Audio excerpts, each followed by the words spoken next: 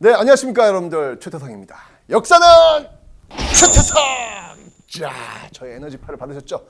여러분들의 에너지도 저한테 주셔야 합니다. 네, 항상 이렇게 에너지를 서로 주고받으면서 수업을 한번 진행해 보도록 하겠습니다, 여러분들. 자, 이제 1강을 시작하겠습니다. 제가 항상 1강을 시작할 때 어느 강의든 첫 강의에서는 시를 여러분들 선물로 좀 드리고 출발합니다.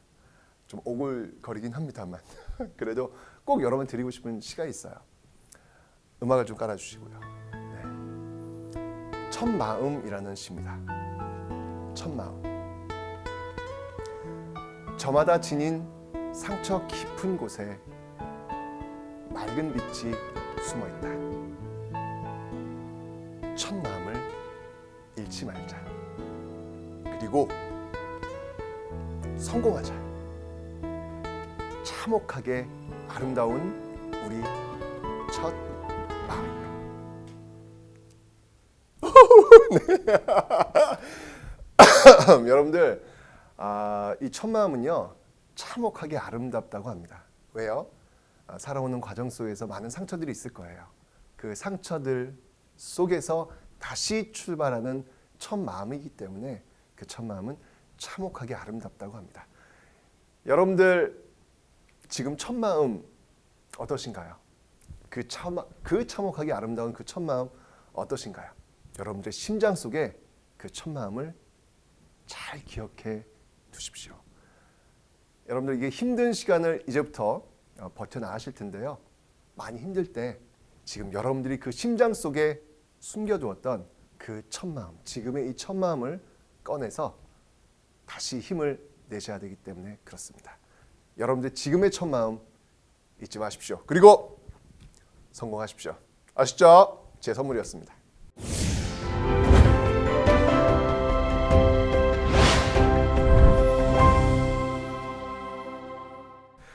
자, 1강을 시작하겠습니다. 1강 제목이 역사는 왜 배우는가예요? 헐, 여러분들은 지금 구석기 시대라고 지금 딱 나와야 되는데 역사는 왜 배우는가라고 나오니까 좀 당황하셨죠?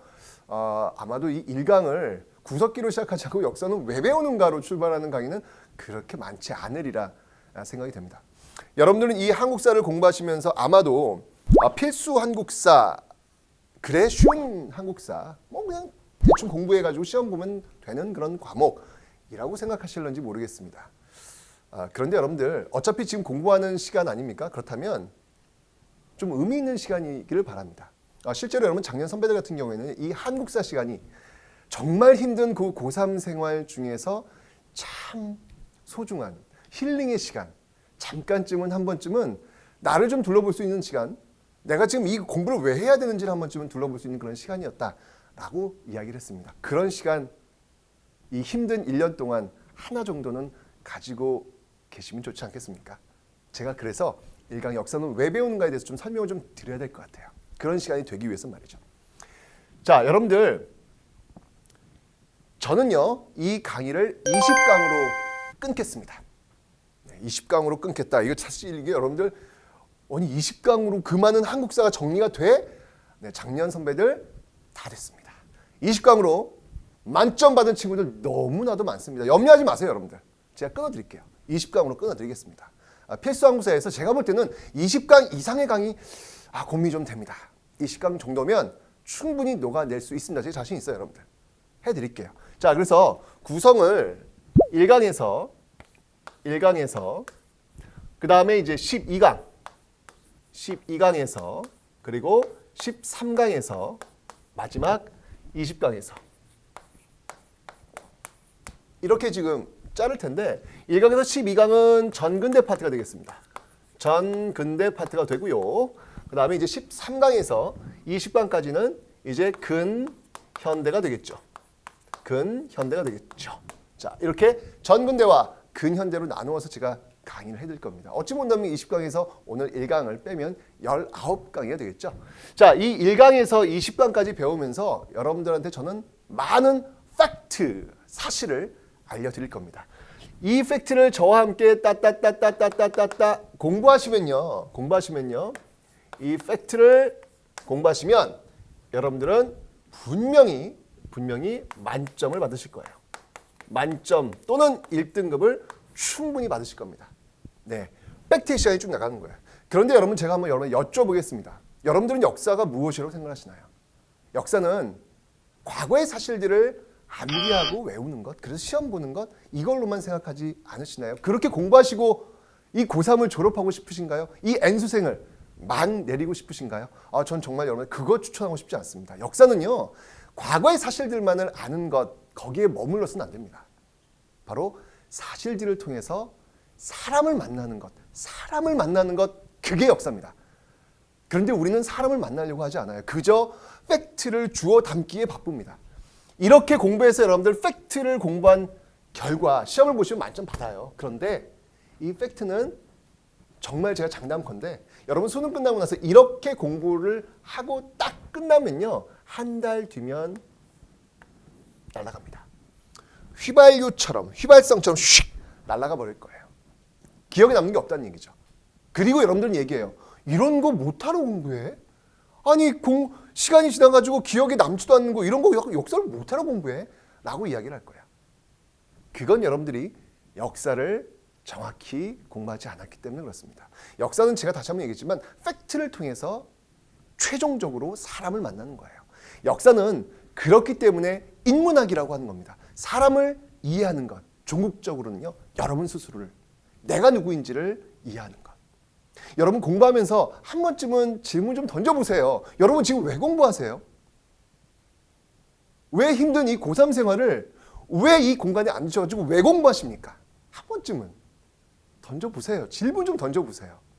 그냥 아무 생각 없이 그냥 대학에 가기 위해서 대학에 가서 뭐 하실 건데요? 내가 어떻게 살 것인지를 고민하시면서 여러분들이 이 힘든 시간을 버티셔야 됩니다. 그렇지 않고 의미 없는 시간으로 가버리면 저는 남는 게 없을 것이다. 라는 그저 고통의 시간으로만 남아날 것이다. 역사를 통해서 사람을 만나면서 내가 누구인지, 내가 어떻게 살 것인지 한번 고민해보는 시간을 가져보기를 간곡히 소망합니다. 제발 좀 물어보세요. 내가 왜 공부하는지. 자, 여러분들, 저는 이 전근대 파트를 공부하면서 팩트를 공부하면서 특히 이 부분을 한번 여러분들하고 좀 나누고 싶어요. 어떤 부분이냐면 전근대 파트에서는 이 소통이라고 하는 키워드를 좀 끊임없이 여러분들한테 좀 전달하고 싶습니다. 물론 제가 이걸 19강에 끊어내야 되기 때문에 끊임없이 이 소통을 통해서 여러분들한테 무언가를 메시지를 던져주는 역사의 진짜 모습을 제가 줄 수는 없어요. 너무 팩트가 많아가지고. 하지만 최대한 노력할 겁니다. 소통이라고 하는 키워드는 뭐냐면요, 바로 이런 거죠. 과거가 있습니다. 과거가 있으면 과거의 사람들과 또는 과거의 사실들과 끊임없이 만나시는 거예요. 끊임없이 누구랑 만난다? 바로 나와 끊임없이 만나는 거예요. 소통을 하는 거죠. 예를 한번 들어보겠습니다, 여러분들. 고구려 백제 신라 배울 겁니다. 삼국시대 배울 거예요. 여러분이 가장 어려워하는 파트입니다. 진짜 힘들어요. 여러분들은 삼국시대에서 거의 무릎을 꿇습니다. 너무 어려우니까. 물론 여러분 제 삼국시대 강의 들으시면 어렵지 않게 넘어갈 수 있도록 제가 꾸며놨어요. 염려하지 마세요. 어쨌건 간에 어려워요. 그런데 삼국시대 고구려 어느 왕, 백제의 어느 왕, 신라의 어느 왕 끝났다. 야, 다음 삼국시대, 다음 남국시대, 발해, 통일신라. 그렇게 팩트만들을 알고 넘어가는 것은 너무 아쉽다는 거예요. 잠깐만 멈추셔가지고 한번 던져보자는 얘기예요. 여러분들 고구려, 백제, 신라 그 중에서 고구려, 백제 정말 잘 나간 나라였습니다. 중국과의 어떤 문물을 받아들이면서 빠르게 성장하면서 전성기를 구가했던 그런 나라였어요. 그에 반해서 신라라고 하는 나라는요, 정말 경상도 쪽에 정말 고립되어 있는, 고구려, 백제 잘 나갈 때 신라 거들떠도 안 봤던 그런 작은 나라였어요. 그런데 여러분들 고구려, 백제, 신라 최종적 승리자는 누구였습니까? 바로 최종적 승리자는 신라였습니다. 여기서 여러분들 무언가를 좀 소통하셔야 된다는 이야기예요. 어떻게 해서 가장 후발 주자였던 그 신라가 삼국을 통일할 수 있었을까? 이유는 무엇이었을까? 뭔가가 있을 거예요. 그 무언가를 여러분들한테 한번 대입을 한번 시켜보세요. 과거의 사실들을 끌고 오셔가지고 여러분들한테 한번 좀 적용을 한번 시켜보라는 얘기예요. 여러분들은 지금 어떻습니까? 여러분들은 맨 선두에 서 계지 않으신 분들이 더 많습니다. 그래서 여러분들은 속상하신가요? 그래서 여러분들은 좌절하시는가요? 그래서 여러분들은 나는 어쩔 수 없는 사람이야, 나는 이거밖에 안 되는 사람이야, 이렇게 이야기하시나요? 고구려 백제 신라 중에서 그 신라가 가장 맨 뒤에 있었음에도 불구하고 결국은 최종적 승리자가 되었던 그 모습, 그 원동력은 무엇일까를 여러분이 끊임없이 이야기하면서 여러분들은 나도 할 수 있다. 나는 과연 어떤 모습으로 지금 이 자리에 서야 되는가에 대해서 생각해 볼 수 있는 것이죠. 결국 고구려 백제 신라, 너무 뻔한 역사 사실이지만 그 사실들 속에서 내가 누구이며 내가 어떻게 살 수 있는 것인지를 한 번쯤은 고민해 볼 수 있는 그런 소통의 시간을 한번 여러분들이 가져보시라는 이야기예요. 가능합니다. 근현대로 한번 가겠습니다. 자, 이 근현대는요, 100년의 시간이 있을 겁니다. 약 100년의 시간 동안 한번 나눠보면요, 크게 세 덩어리로 나눌 수 있겠죠. 자, 바로 개항기, 네, 개화기라고도 합니다. 자, 그 다음엔 여러분들 일제강점기입니다. 일제강점기. 그리고 현대. 이 100여 년의 시간을 이야기할 때 저는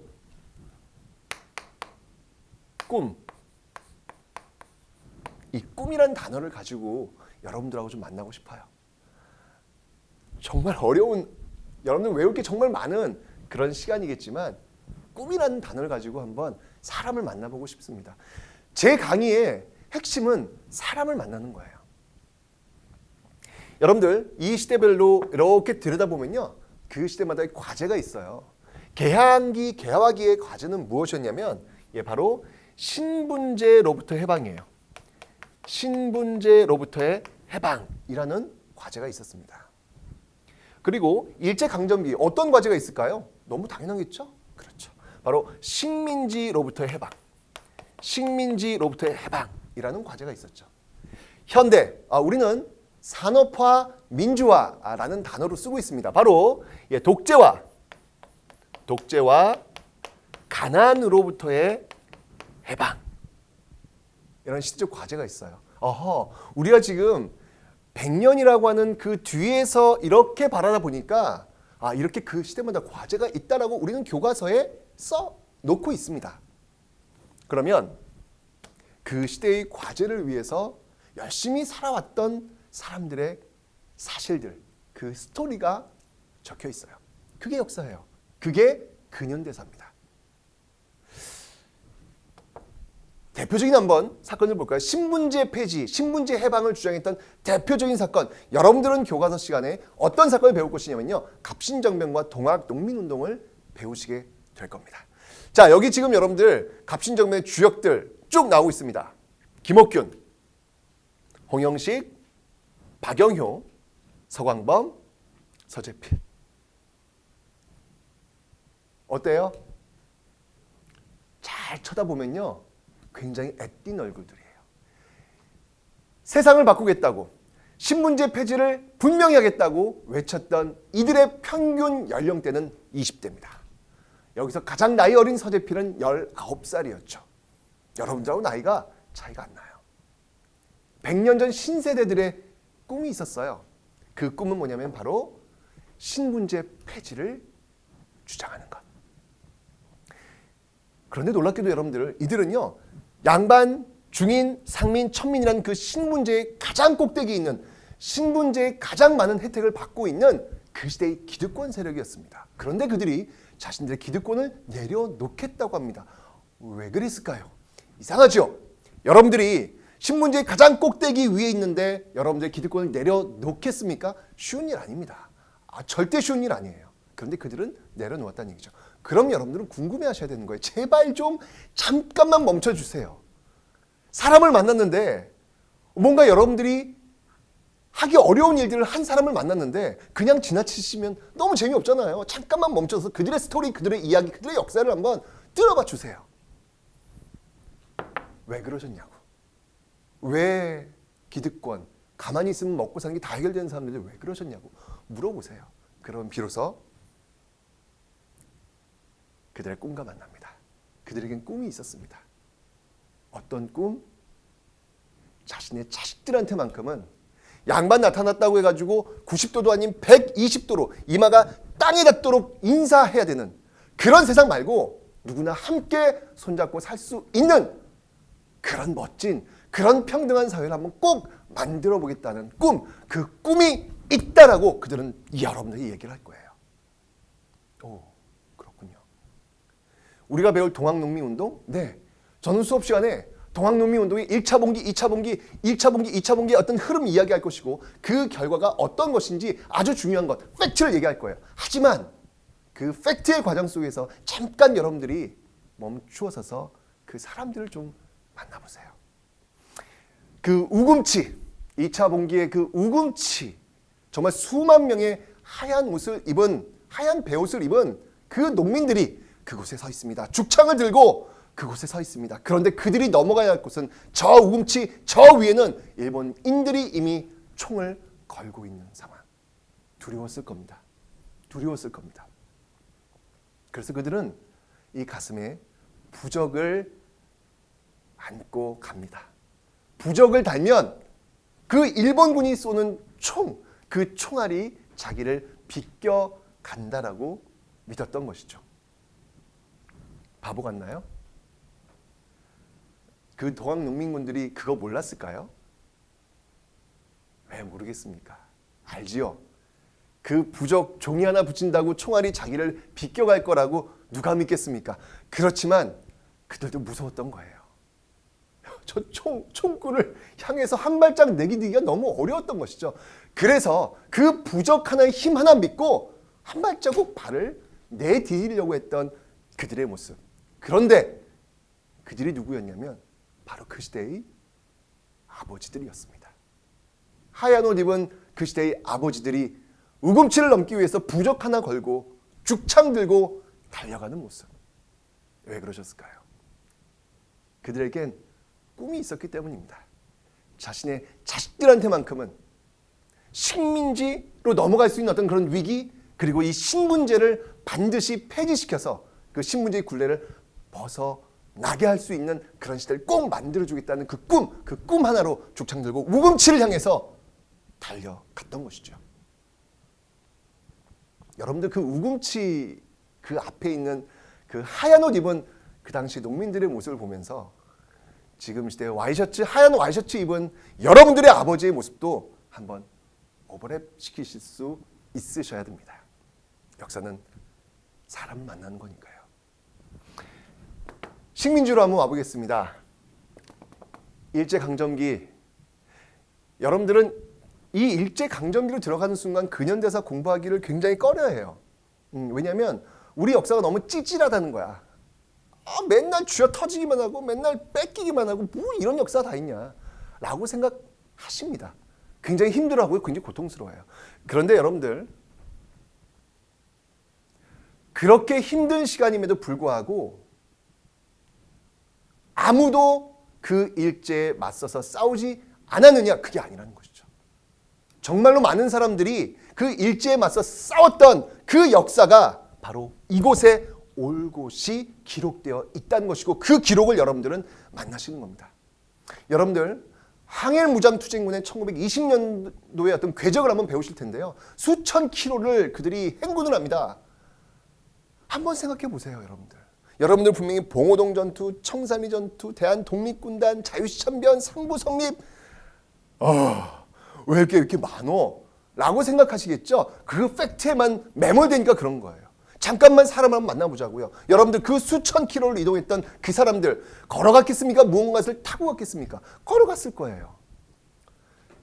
밤에 갔을까요? 낮에 갔을까요? 밤에 갔을 거예요. 산으로 갔을까요? 평지로 갔을까요? 산을 타고 갔을 거예요. 왜요? 일본의 눈을 피하기 위해서. 그 만주는요, 차가운 칼바람이 부는 곳이에요. 차가운 칼바람을 부는 그 만주벌판을 아무도 가지 않은 길을 밤에 산을 타면서 그 눈 쌓인 곳을 저벅저벅 걸어갔을 그들에게 한 번만 물어보세요. 왜 그러셨냐고. 그냥 집에 있으면 편하게 살 수 있는 아이들 재롱 보면서 편하게 살 수 있는 그 모습을 왜 버리고 왜 이렇게 고생하냐 물어보세요. 그러면 비로소 그들의 꿈을 듣게 되실 겁니다. 그들에겐 꿈이 있습니다. 바로 자신의 자식들한테만큼은 식민지 조국의 백성으로 살지 않게 하겠노라는 그 꿈 하나만으로 이 추운 칼바람을 이겨내면서 나는 아무도 가지 않은 이 눈 위에 나의 발자국을 내면서 걷고 있다 라고 이야기할 거예요. 현대로 와보겠습니다. 민주화와 산업화 시대, 여러분들 1987년 6월 항쟁, 참 많은 사진들이 있습니다. 우리는 호원철폐 독재타도 그리고 1987년 6월 항쟁으로 대통령 직선제를 쟁취했어 라고 하는 팩트를 공부하실 거예요. 그게 시험에 나오니까요. 그런데 여러분 잠깐만 멈춰가지고 사진 속에 있는 사람들을 한번 천천히 들여다보세요. 그때가 6월입니다. 그 뙤약변 쨍쨍 나는 그 6월에 그 명동의 그 뜨거운 아스팔트 위를 최루탄가스 마시면서 달려가고 있는 저들의 모습을 여러분들이 한번 지켜보시기 바랍니다. 저들이 누군가요? 네, 바로 여러분들의 아버지 어머니들이에요. 아니, 저분들 왜 저기서 저렇게 고통스러워하시면서 저 거리를 뛰어가고 계실까요? 그들에겐 꿈이 있었기 때문입니다. 어떤 꿈? 우리 아이들한테만큼은 자기가 원하는 대통령 자기가 찍을 수 있는 그런 사회, 헌법 제1조에 있듯이 국가의 주권은 국민에게 있다는 그 대한민국을 꼭 물려주고 싶은 꿈이 바로 이들에겐 있었던 것입니다. 가난. 1953년 6.25 전쟁이 끝나고요. 세상의 많은 석학들은 이런 얘기를 했습니다. 이 땅 한반도에선 더 이상 희망의 장미꽃은 피어나지 않을 것이다. 왜요? 정확히 구석기 시대로 돌아갔으니까요. 남아있는 건 돌과 사람밖에 없었기 때문이죠. 그런데 그곳에서 사람이 움직입니다. 사람이 움직입니다. 허리띠 꽉 졸라매고요. 정말 열심히 살아오신 사람들이 있죠. 서도에 가서 여러분들, 서도인들이 들어가지 않는 그 1000m 되는 그 땅속에 들어가서 광문을 캤던 그 시대의 아버지를 우리는 알고 있습니다. 청계천에서 그 미싱 돌리면서 그 받은 적은 돈으로 동생들 학비, 부모님 약값에 쓰고자 했던 그 시대의 어머니들을 우리는 잘 알고 있습니다. 그들의 인생은요, 오로지 자식들만을 향해서 달려가는 모습이었습니다. 왜 그랬을까요? 그냥 자기들을 위해서 좀 즐기면서 쓰지 왜 그랬을까요? 물어보시면 여러분들 대답할 거예요. 그들에겐 꿈이 있다고. 어떤 꿈? 우리의 아이들한테만큼은 이 지긋지긋한 가난을 물려주지 않겠노라는 꿈. 그 꿈 하나로 그들의 인생, 그들의 청춘을 모두 다 일하는 데 바쳤던 분들입니다. 여러분들 그 팩트를 공부하면서 저는 이들의 꿈을 이야기할 거예요. 꿈을 이야기하면 여러분들이 지금 서 있는 2016년도 지금 현재의 모습, 여러분들은 지금 제 강의를 들으면서 어떤 생각을 하고 있는지 모르겠지만 여러분들은 지금 엄청난 역사의 선물들을 하나로 안고 있는 거예요. 여러분 지금 양반 중인 상민 천민 살고 있는 신분제인가요? 아니잖아요. 평등사회잖아요. 신문지 없잖아요. 여러분 지금 일본 순사 떴다. 야 피해라. 그런 시대인가요? 아니잖아요. 지금은 대한민국에 살고 있지 않습니까? 식민지 아니지 않습니까? 여러분 지금 대통령을 체육관에서 자기들끼리 모아가지고 빡빡짝짝 찍는 그런 시대 아니잖아요. 여러분들이 원하는 기호 1번, 기호 2번, 기호 3번 찍을 수 있잖아요.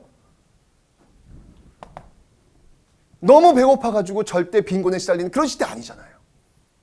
여러분들은 100년 동안 살아왔던 그 사람들의 꿈의 결과물을 하나로 안고 있는 거예요. 역사의 선물을 하나로 안고 있는 겁니다. 그렇다면 여러분들한테 한번 묻겠습니다. 여러분들, 지금 우리가 100년 전 그들의 모습을 보면서 이 시대별로 과제가 있었어. 그 과제를 위해서 어떤 사건들이 있었고 그 사건 속에 어떤 사람들이 있었어 라고 이야기했잖아요. 그렇다면 100년 뒤 2116년에 우리 뒤에 있는 사람들이 우리 시대를 바라볼 때 무엇이라고 이야기하겠습니까? 역시 똑같이 우리 시대에도 어떤 과제가 있었고 그 과제를 위해서 이 시대 사람들은 어떻게 살았다 라고 이야기를 할 겁니다. 우리가 100년 전 이 시대를 규정하듯이 말이죠. 그럼 여러분들은 답하셔야 되는 거예요. 이렇게 역사의 시간을 공부하면서 여러분들은 두 가지 질문을 던지시게 될 겁니다. 어떤 질문이냐고요? 첫 번째는 바로 역사에 무임승차하지 말자. 역사에 무임승차하지 말자. 여러분들의 할아버지, 할머니, 아버지, 어머니가 여러분들이 주었던 그 꿈의 결과물들, 거기에만 안주해서는 안 된다는 거예요. 여러분들도 여러분들의 할아버지, 할머니, 아버지, 어머니가 그러하셨듯이 여러분들도 여러분 뒤에 오는 사람들을 위해서 조금 더 나은 시대를 만들어주기 위해서 무언가를 해야 된다는 거예요. 그렇기 때문에 두 번째, 한 번의 젊음,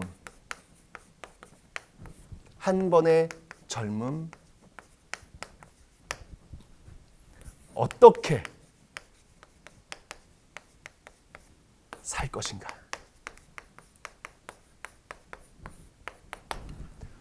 여러분들, 제가 한번 질문해 보겠습니다. 이 한 번의 젊음 어떻게 살 것인가? 상당히 그냥 아웃풋, 뱉어버리는 말일 때는요, 그냥 뭐 무미의미한, 뭐 별로 의미 없는 그런 멘트일 수 있습니다. 그런데 여러분들, 인풋, 제가 한번 던져볼 테니까 한번 답을 한번 구해보세요. 여러분들, 한 번의 젊음, 딱 한 번의 인생입니다. 정말 이번이 마지막입니다, 여러분들. 우리는 언젠간 죽거든요. 그 한 번의 젊음, 어떻게 사시겠습니까?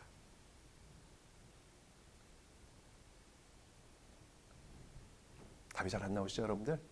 그죠? 굉장히 묵직한 화두예요. 여러분 살아가면서 굉장히 어려운 선택의 순간이 있을 때 꼭 한번 이 질문을 스스로한테 던져보세요. 한 번의 젊음, 어떻게 살 것인가? 이 수많은 사람들의 이야기, 사람을 만나면서 그들의 꿈을 접하면서 여러분들 스스로한테 물어보셔야 되는 거예요. 그렇다면 나는 이 시대에 어떻게 살 것인지. 1강부터 20강까지 지금부터 한국사 강의가 시작됩니다. 많은 팩트가 여러분들에게 펼쳐질 것입니다. 하지만 그 팩트 속에 있는 그 사람들의 이야기, 그 사람들의 꿈의 이야기를 여러분들 꼭 잡으시면서 한 번의 젊음 어떻게 살 것인지 물어보시기 바랍니다.